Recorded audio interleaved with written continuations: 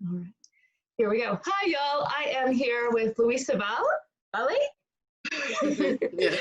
and she is a student who I met via our mutual friend, Amanda. So thank you for that introduction, Amanda. She is currently studying in Buenos Aires in Argentina, but she is from Brazil and is currently in Sao Paulo, where she is waiting for the border to open between Brazil and Argentina. So thank you so much, Luiza, for talking to me today. Thanks for having me. Before we talk about everything that's going on in your world and your life at the moment, tell me a little bit more about where you've lived, where you've studied. You said you'd studied for 10 months in South Carolina, where I'm originally from, so that's really cool. Yes. Tell me a little bit more about your life. Well, I'm 23 and I started moving when I was around 12. I went to California to live there for a while because my mom was doing a research. And I spent a year there. I went to elementary school and also middle school because our year is different than American year. So I went in January and I came back in December. And then I loved the US and I began learning English when I went. It's easier when you're smaller. And then I went back for exchange year. That's when I lived in South Carolina and I lived with Amanda. Right. And her husband Adam. Was that in Columbia, South Carolina? Yeah, it was in Columbia, South Carolina. All right. Right. And how old were you then? I was 17. 17. Did you go to high school? Were you in a high school in South Carolina? I went to high school. Which high school? Gilbert. Gilbert. Oh, right. Okay. I wondered if it was where I went to high school, but it's not. But I've heard good things about Gilbert. Anyway, go ahead. And then, so I left and I was finishing high school in Brazil. So I finished that. And in Brazil, you have to do an exam to get into university. You don't apply for it. So I spent a year studying for it and I began studying in Rio. So I was staying in Sao Paulo. I moved from Sao Paulo to Rio. And I started studying social communication with emphasis in film in a private university in Rio. But then after semester, I didn't like the curriculum, so I dropped out. And then I did like this 4-week program in New York, based like a film program. And that's when I decided to apply to universities in the US. So the next year I was studying in Chicago. And I stayed there for a year. It was like too much. It was too pricey. And then our economy wasn't doing very well. So it's like it ends up that you don't know how much you're going to pay in the end of the month because of the currency. Yeah. So I did get a job and everything, but it's too much. And as we've seen the last few months, the US is not very helpful to international students. So I know. Yeah. I'm in Australia at the moment, and the Australian government has not been great to international students either. So yeah, it is a phenomenon we're seeing in a few places. So the money was changing when you were in Chicago, like the currency rate was changing, so it was becoming too expensive. So it was around. So I went. It was around $3. $1 equals $3, and then when I left, it was almost $5. Right. So, and then, but I mean, I learned a lot. Like I learned a lot in Chicago, and I had a great experience. I discovered what I wanted to do, like the specific thing I wanted to do in film, and I had a really good teacher that kind of like helped me learn more. He gave me a job, and I worked with him for like 6 months, and he taught me so much, even more than I was learning in class. Aww, so lovely. Yeah, it was so nice. It was really nice. And then but then I was like, I don't want to go back to Brazil because I know the film curriculum, it's very general. You don't focus in a specific thing. And I started researching, and I found the university I'm at in Argentina now. So that's how I ended up there. And you mentioned just now that you speak English, you speak Portuguese, and now you're learning Spanish. Yeah, I'm learning Spanish. Felicidades. Cool, right. And how long had you been at university in Argentina when the coronavirus hit? I was there for 7 months. Mm-hmm. 7 months. Okay. I did a extensive. They have extensive program where you do 1 year in 6 months. So I had classes like without a break for 7 months, and I had classes on Saturday too. So it was very intense. Right. And then what happened? So you told me you're now maybe unexpectedly back in your hometown. Tell me a little bit about what happened. So we had our break in December, and I came back to Brazil. I stayed here until March, the beginning of March. That's when I went back to Argentina to have finals. So the finals it's like you pass the subject, but then you have to go back during your break to do oral finals. That's when you really pass the subject. So I was doing that. It was 2 weeks of finals. In the first week, things started to get bad. Yeah. So I got there on Saturday, and I left the next Saturday. And was that in which time of the month was that? Which month was that? It was March. Was it probably March? Yeah, It was March because it was crazy. Because so you got there 1 week and then you left the next week. Yeah, I had exams, like it was fine. We had exams Monday, Tuesday, Wednesday, and Thursday. And then Friday, like I was getting my DNE, that's their social security number. So I went to pick it up on Friday, and the line was huge, and I didn't pick my social security because the guy was like, "Oh, just come back on Monday." And then no. And then on Saturday, things started getting really bad. The government stated that the Europeans and Americans had to leave the country until Tuesday. If they didn't, they're gonna be stuck in Argentina. Right. They stated that, and then they didn't say like Brazilians or people from the Mercosur, like the Latin America, because we have like the same thing as the Europeans have. You can move only with your ID. So I talked to my parents. We decided that it was best if I left, because they didn't want me to be stuck in Argentina alone with everything going on. So I bought the ticket for like Sunday morning, and the airport was crazy. It was crazy. Yeah. It was intense. Yeah. What were your thoughts then, Luiza? Were you like, and what were your parents' thoughts? Did you think this was like for real, or were you like, oh, I'm sure it's going to be okay? I mean, I don't know. It was so surreal, and I was just glad we got a ticket so I could go back. And my mom was really worried. She's a doctor, so she was, so she was, come back. This is not a joke. You can, like, I'm not gonna leave. And my dad was like, if you get stuck there, I'm gonna drive and come pick you up. So. Wow, I didn't realize your mother's a doctor. So you probably you've probably been learning, like, and hearing. So is she working right now while all this is going on? No, so she a volunteer, but because she's been working in the pharmaceutical company for the last, I think, 10 years.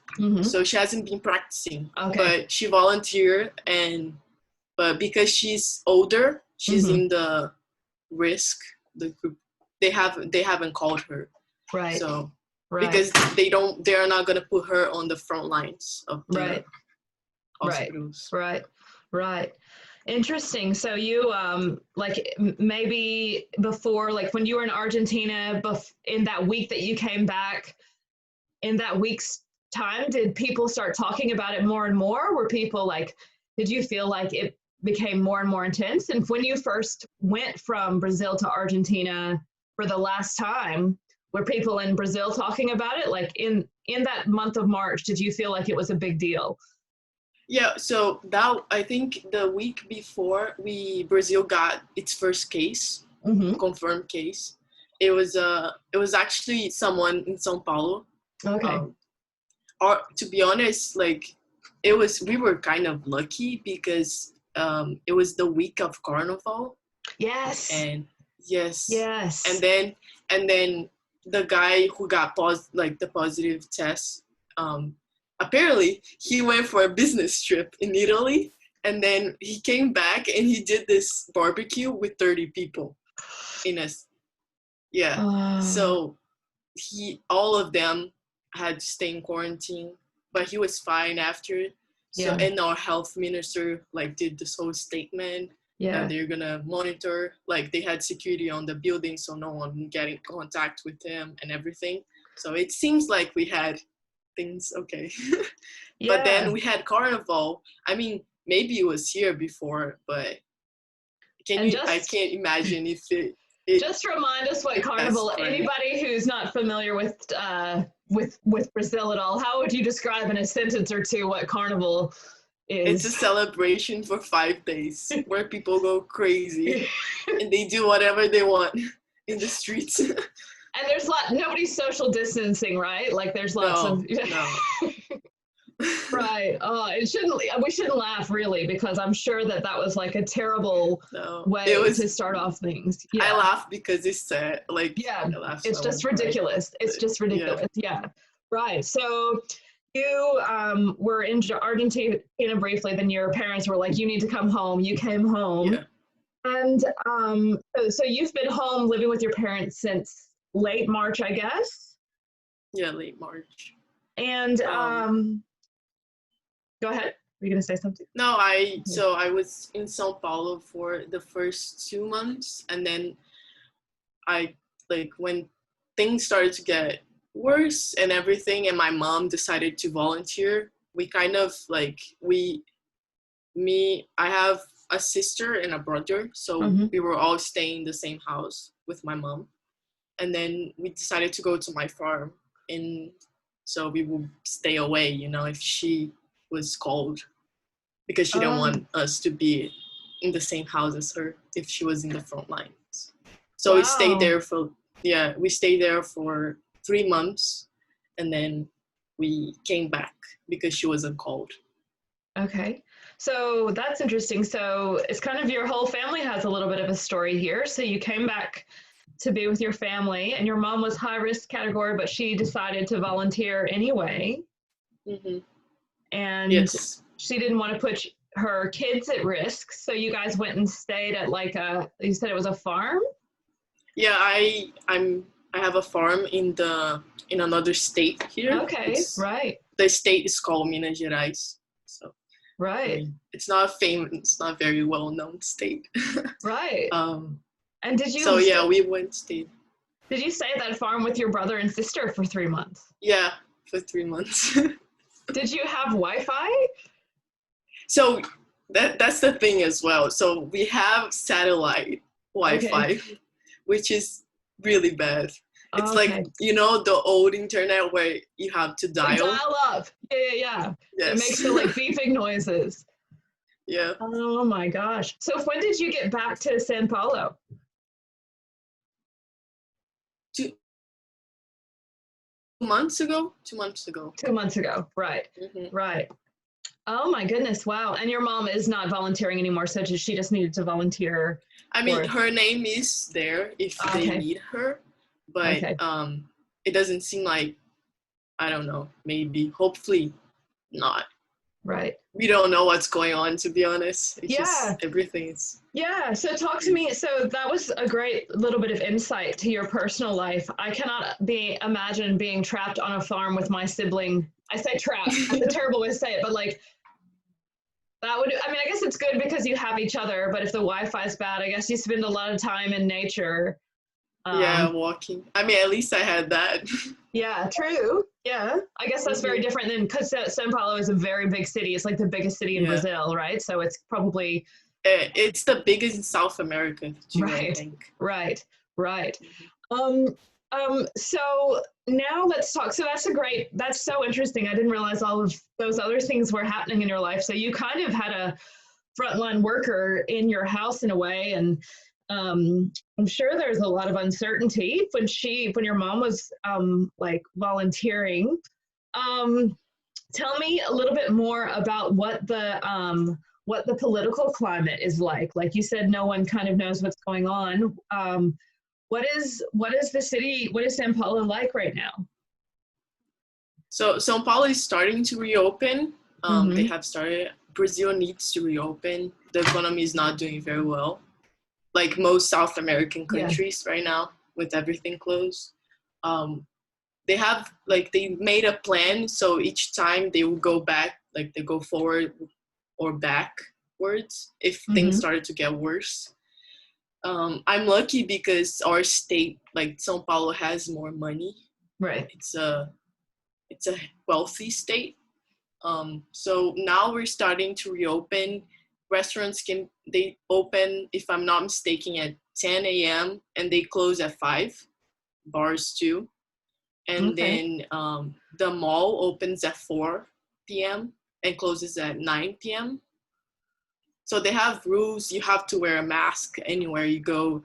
If you don't wear a mask, you're fined. Really? Yeah, it's 500 guys.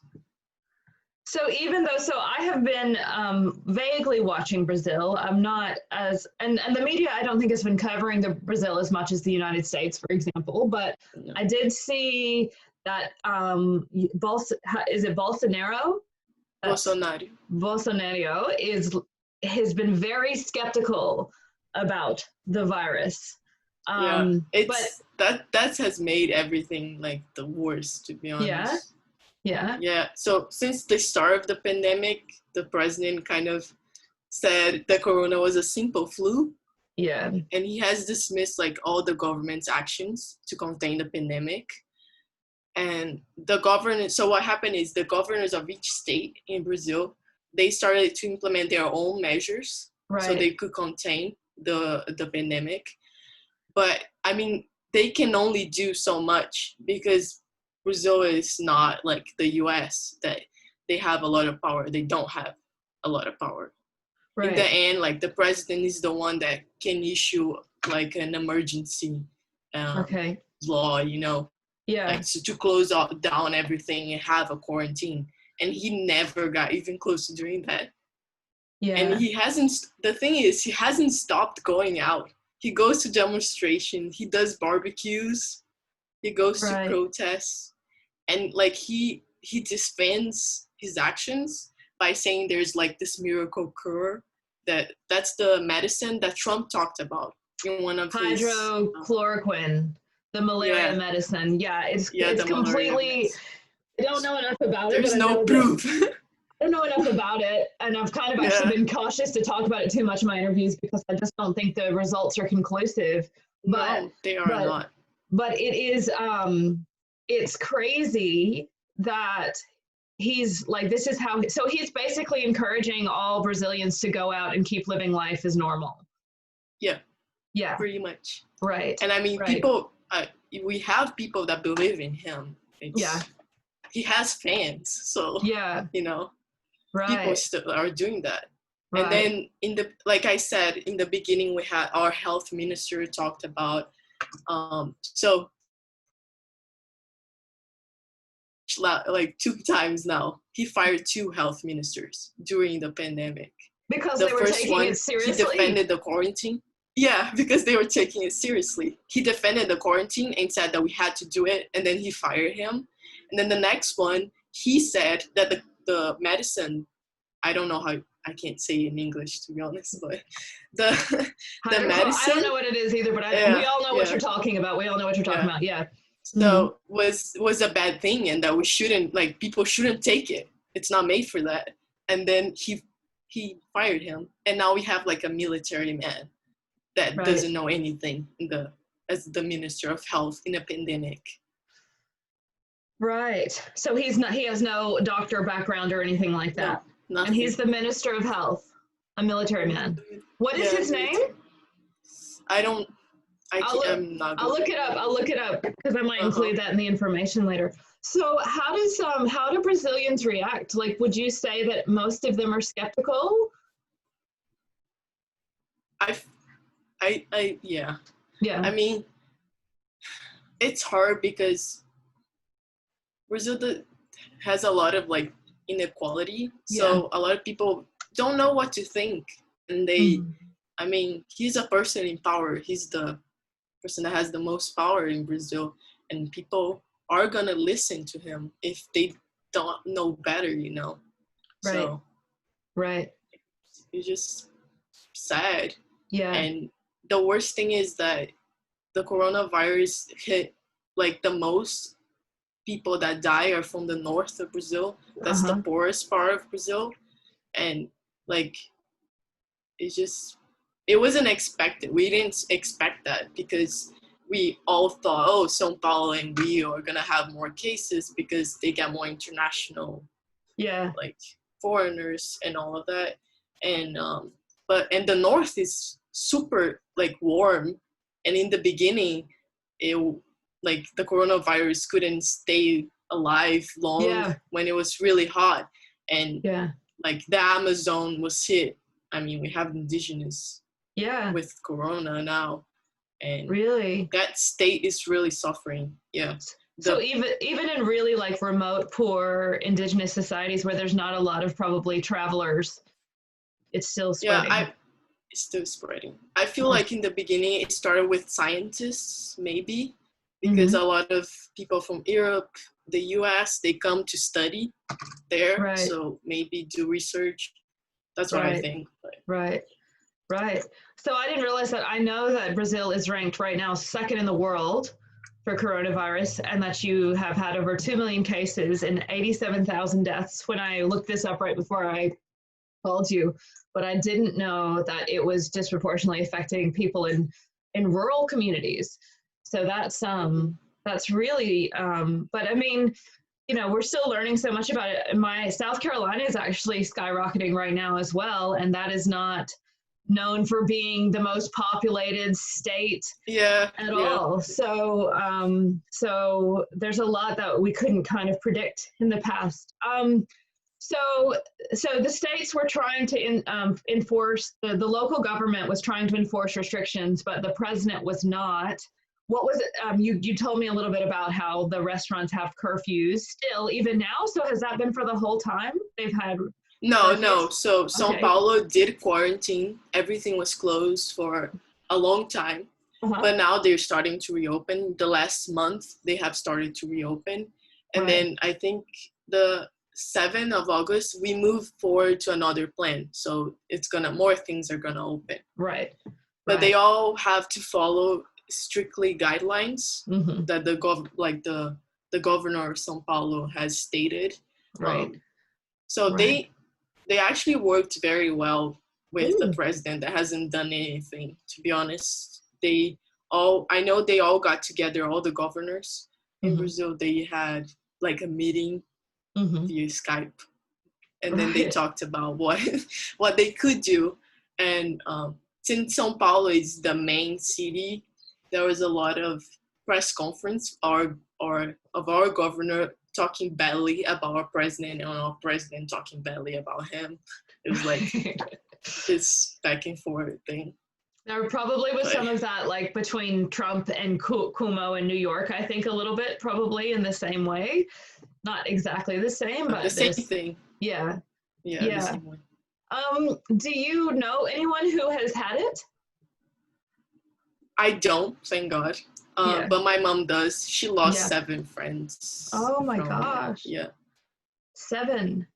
I'm so sorry. That's so sad. Because they were in the front line. Right. Oh, that is so sad. That is so sad. And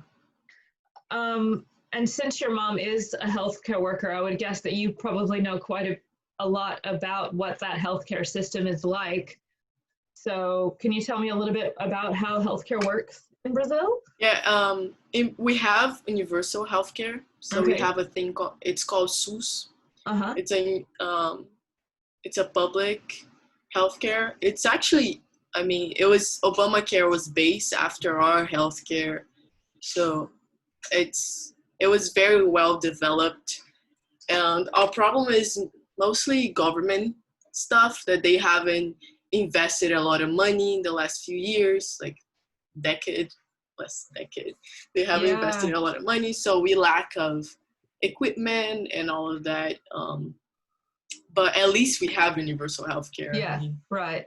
the U.S. doesn't. So. Yeah, so it's and not a lot like of countries. So I interviewed a doctor from Colombia, and she was saying there's like 3 tiers. So there's like the in Colombia, there's like the military, there's like the people who pay for their own private healthcare, and the people who pay for their own private healthcare help fund the poorest people. Is it anything? So no, it comes out of our taxes. Okay. So I have private as well. I have private healthcare. Okay. But because I'm a citizen, if I want to go to a public restaurant, like a hospital, right, I am not charged and I can use it.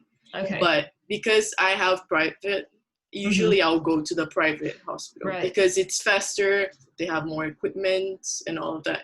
Right.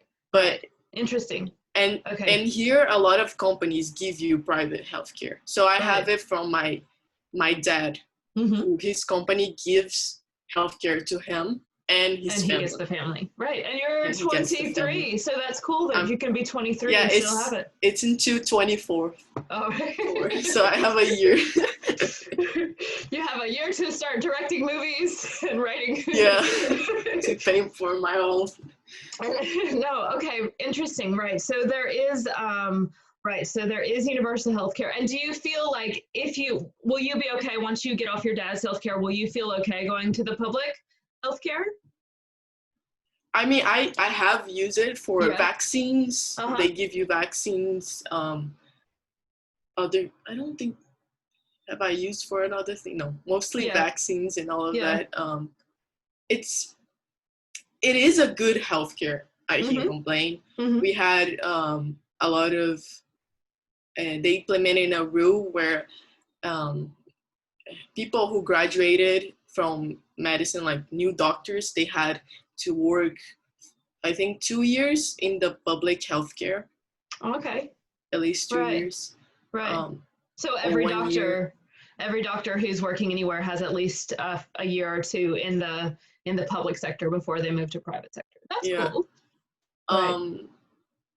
So it is, our doctors are very good doctors, to be honest. I think Brazil has a very good group of people, and a lot of good scientists too. Yeah. I think it's been showing a lot lately in the last, with everything that's going on. But no, I mean, I would pay for a private if I could, for sure, because you don't have to wait in line if you need a surgery. Right. We have an ambulance that sometimes takes too long to get to your house from the SUS, because it's a lot of people they have to cover. Yeah. So. Yeah. But I'm glad we have it. At least people can invest it. Yeah, for sure. For sure.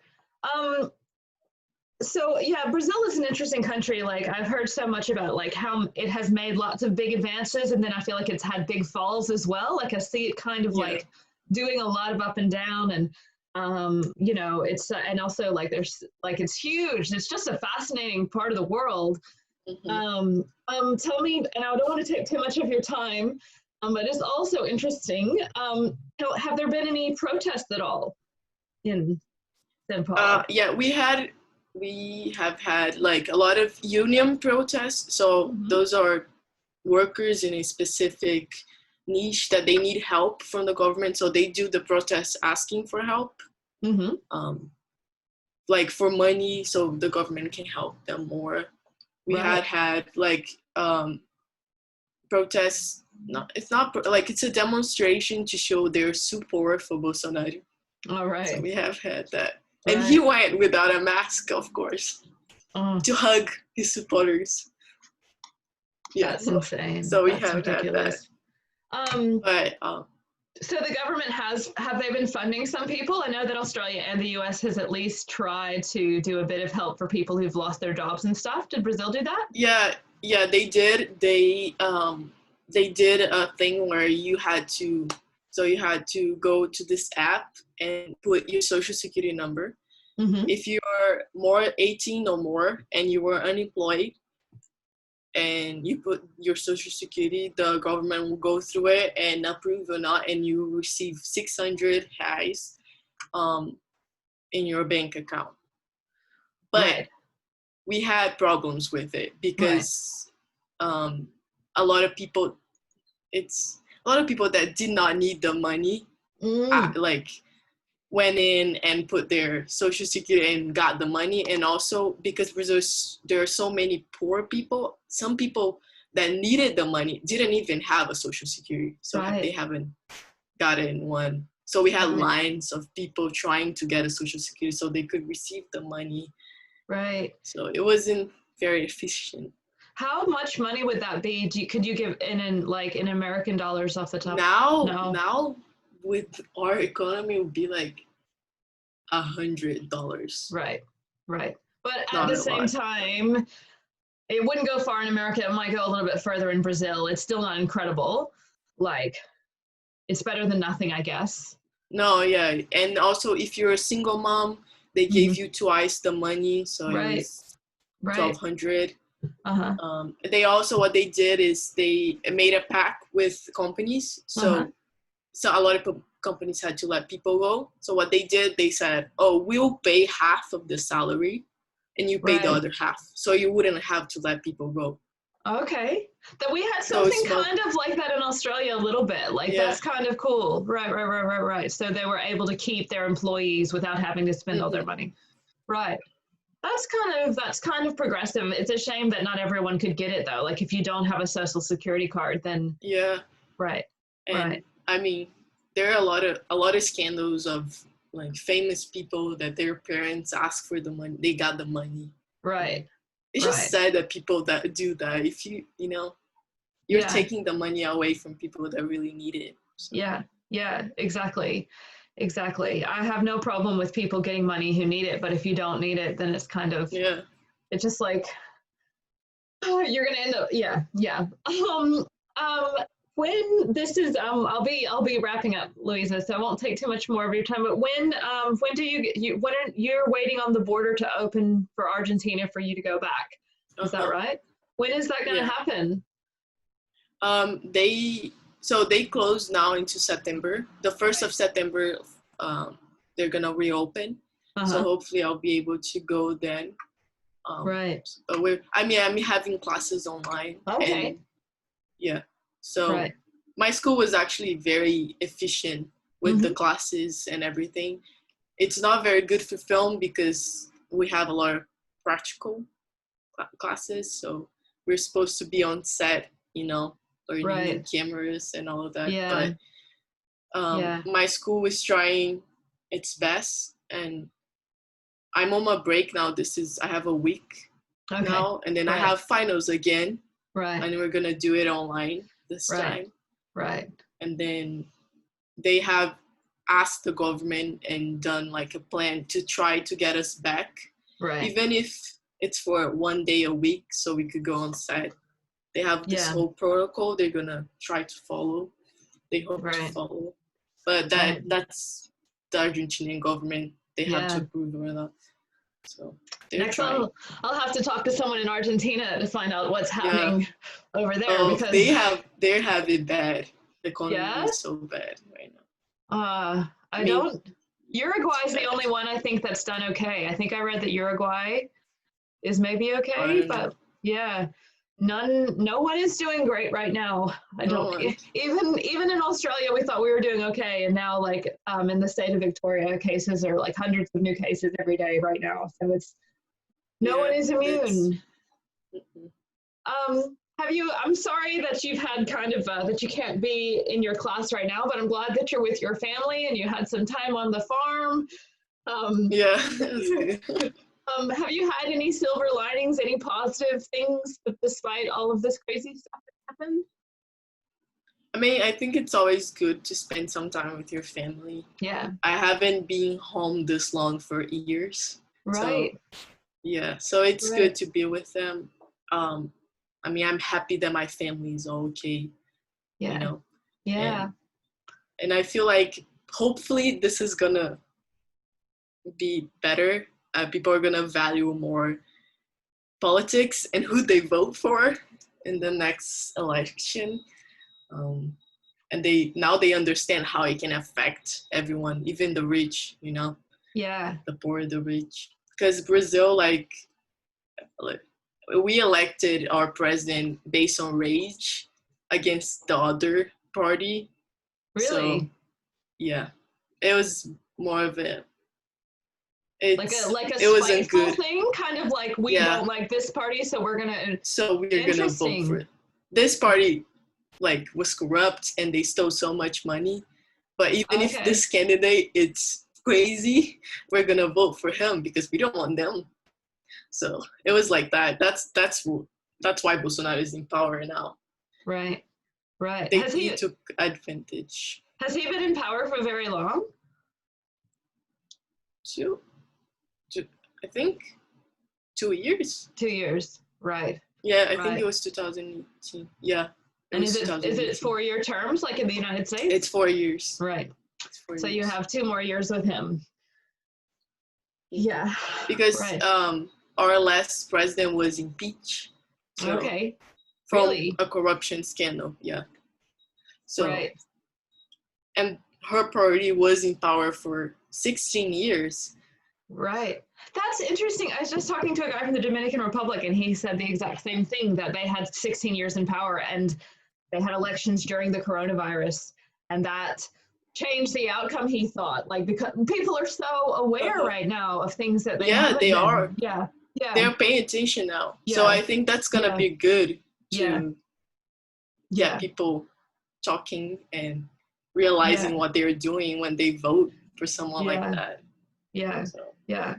Well, I think that's a great answer coming from a young person like yourself. So that's great. That is so great, Luiza. This has all been so interesting. Is there anything else you want to include before I let you go? Yes, hopefully we'll be fine soon and we have a vaccine. Yeah. People are really working hard on that. So yeah. Soon. I hope so too. And I hope you take care and please keep in touch. Yeah. You too. Hopefully everything in Australia keeps getting better. And Fingers crossed. Finger crossed.